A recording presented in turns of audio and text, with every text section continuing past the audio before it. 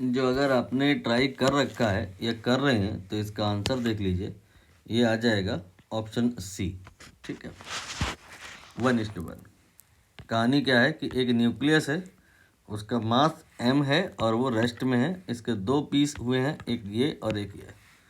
ठीक है, यहाँ पे आपका जो ये स्प्लिटिंग हुआ है उसके बाद इनमें कुछ ना कुछ वेलोसिटीज़ आई होंगी, तो कुछ ना कुछ मोमेंटम आया होगा, तो कुछ ना कुछ डी ब्रॉगली वेवलेंथ हुई होगी, वही बताना है।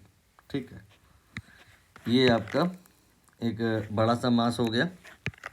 ठीक है, और इसका जो वेलोसिटी है वो ज़ीरो है, तो इस टाइम पर इसका मोमेंटम तो ज़ीरो हो गया।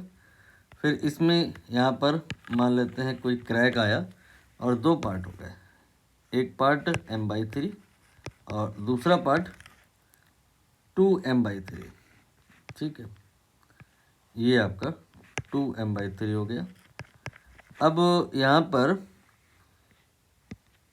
अगर 2m/3 आगे जाएगा तो ये बहुत आसानी से समझ में आने वाली बात है कि जो m/3 होगा वो पीछे जाएगा। ऐसा क्यों आप बोल पाते हो? क्योंकि आपके दिमाग में जो ख्याल आ रहा होता है वो मोमेंटम कंजर्वेशन आ रहा होता है कि टोटल मोमेंटम शुरुआत में कितना है, ज़ीरो है, तो बाद में भी कितना होना चाहिए, ज़ीरो होना चाहिए। मतलब जितने मोमेंटम से ये आगे जाएगा उतने से ही बट ये पीछे जाएगा, तभी तो जीरो हो पाएगा। जैसे ये आपका +10 है तो ये -10 होगा, तो टोटल जीरो हो जाएगा। अब मैग्नीट्यूड वाइज अगर हम बात करें तो दोनों का मोमेंटम ये तो सेम ही है ना। अब लैम्डा जो होता है डी ब्रॉगली वेवलेंथ, उसका फार्मूला h/p होता है। यहाँ p क्या है? p है मैग्नीट्यूड ऑफ मोमेंटम, जो कि दोनों के लिए ही सेम है, तो डी ब्रॉगली वेवलेंथ दोनों की ही इक्वल होगी।